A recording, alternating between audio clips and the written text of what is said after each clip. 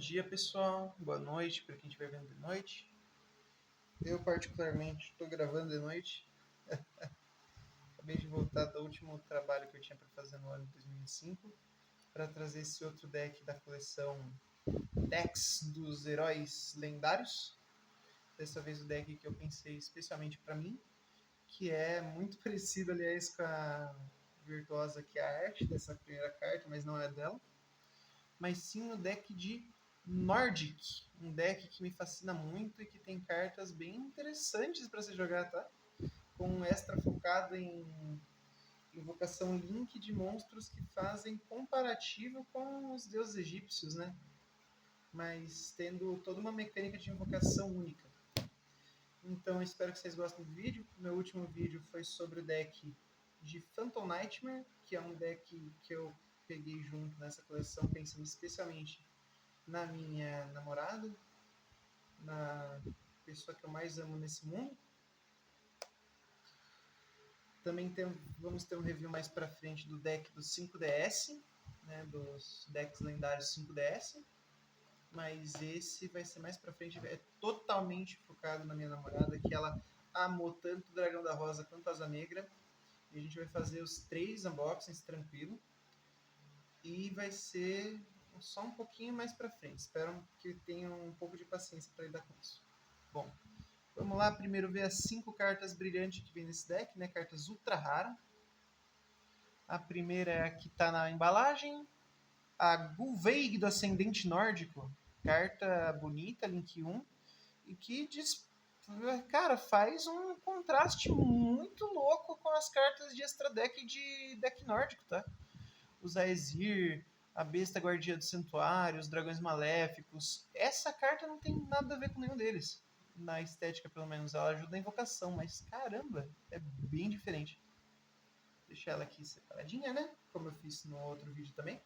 Daí temos Tangrisir das Bestas Nórdicas. Na verdade, Tangrisnir das Bestas Nórdicas. É uns nomes bem difíceis de falar pra gente que é brasileiro, né? Dark Holy em Ultra. Esse aqui, como eu falei no outro vídeo, eu acho que eu vou trocar com a minha namorada, porque no dela veio um Dark Holy comum. E eu sei que ela gosta dessas coisas brilhantes. Dragão Celeste da Ascensão, não vi o efeito, mas ele parece muito assustadoramente com o Slifer. Perdão falar. Quando eu falei de contraste com os deuses, não era sobre essa carta, mas ela parece muito com o Slifer. Pelo amor de Deus.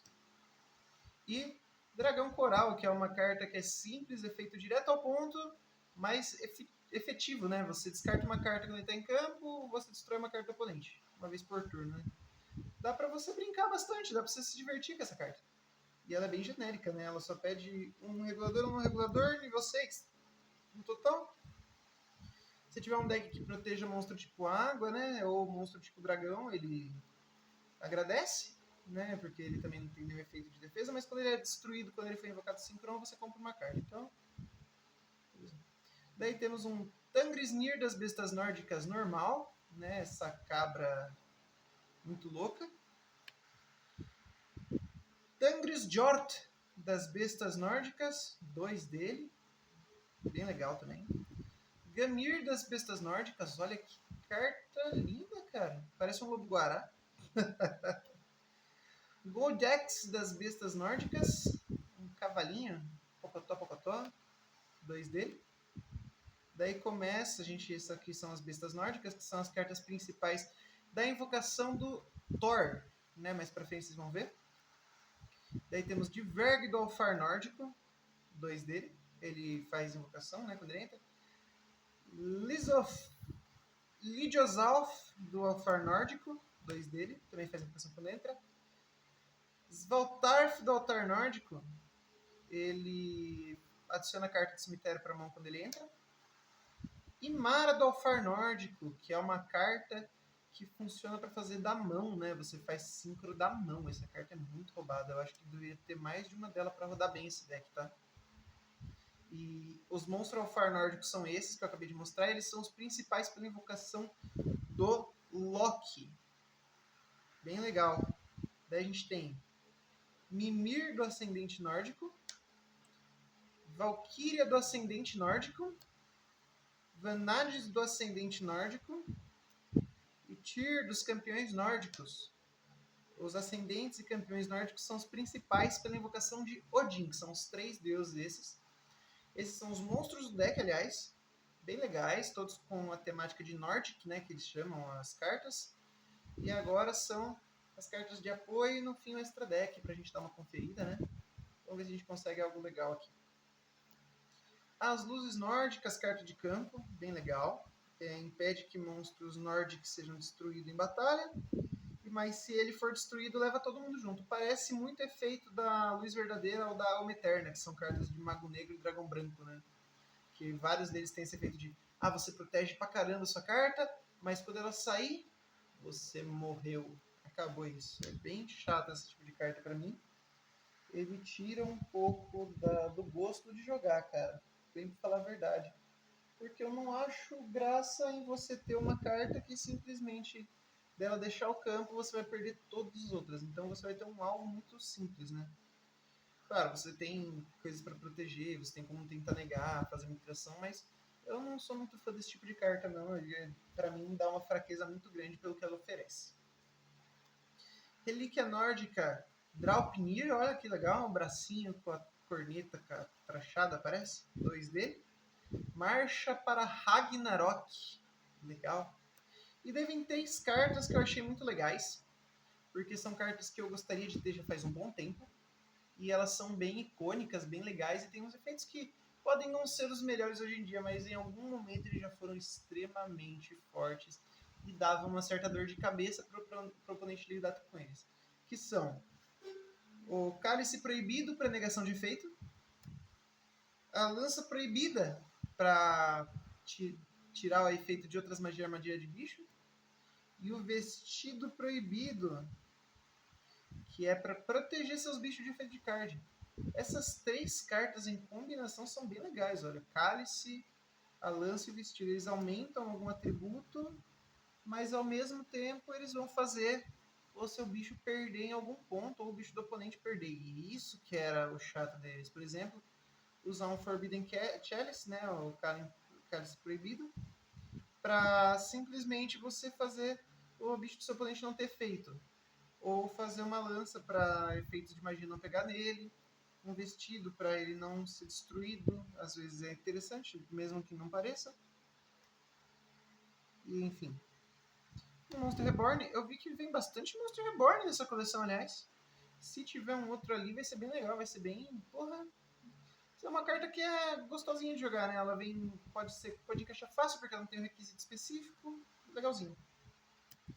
Pegará uma carta que eu também queria ver há algum tempo, eu nunca tinha tido contato com ela física, mas no Duel Links e no Master Duel eu já tive. Rei Trunade, né? A mesma coisa do Giant Trunade, bem legal. Tufão Espacial Místico. E daí começam as armadilhas. As magias eu achei bem legais, mesmo sendo bem genéricas, eu achei que isso dá um charme até, tá? Graupnir, As Penas da Fênix, bem legal, monstro nórdico também. Relíquia Nórdica Brigandsman, esse aqui é legal porque ele não trabalha especificamente com Nordic, então você pode encaixar em outros decks. Mas ele só é buscado por Nordic, né? Relíquia Nórdica Levaten, 2 dele. Relíquia Nórdica Grangnir, 2 dele. Relíquia Nórdica Migenjord, 1 dele. A Autoridade Solene. A Autoridade Solene é outra carta que é bem legal, né? A gente tem várias cartas de Solen, né? São solenes, mas a Autoridade ela é uma das minhas preferidas, assim, bem legais, eu gosto dela. Vou deixar aqui separado. Vamos ver agora o nosso jogo de fato, né? O nosso extra deck, que a gente vai se concentrar mais no jogo. Começando com Thor, o Senhor dos Aesir, que é invocado com as bestas, né? Que eu falei, as bestas nórdicas. Loki, o Senhor dos Aesir. Eles dois são Senhor dos Aesir, tá? O Loki ele é invocado com Alfar nórdico como regulador. E Odin, o pai dos Aesir, que é invocado com Ascendente nórdico. Ou seja, cada um deles tem um tipo de invocação diferente, o que é bem legal, tá?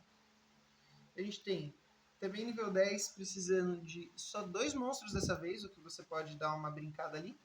Léo, o Protetor da Árvore Sagrada, que é uma carta bem legal, bem divertida. Ele, né, ele não pode ele não pode ser escolhido como alvo de efeito, exceto durante a fase principal 2 do seu oponente, o que é bem interessante, bem legal. Dá pra fazer umas jogadas bem legais com ele, né? Ou seja, dá pra você simplesmente atacar sem problema, né? Porque ele não pode ser alvo de efeito. Daí a gente tem BUZ dos Dragões Diabólicos, nível 8, né? Mas, cara, precisa já de 2 monstros, mas sendo um deles Trevas. Essa carta dá uma dor de cabeça. Meu amigo, olha, não pode ser destruído nem por batalha, nem por efeito. Ou seja, ele não destrói. Você tem que voltar ele pra mão ou virar ele pro seu campo. Seja o que você for fazer, ele não destrói.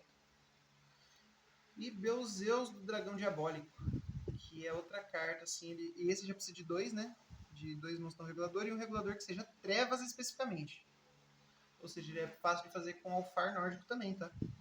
Só que, porém, ele já tem um efeito um pouquinho mais roubado, não vou explicar porque é um efeito um pouco confuso, mas ele já é um pouco mais roubado. E para fechar, Dragão dos Restolhos, que é um apoio meio genérico para Synchron, né? Enfim, esse é o deck de Aesir, um deck que eu achei muito interessante. Eu acho que dentre esses ele é um dos mais fraquinhos, tá? Perdão falar.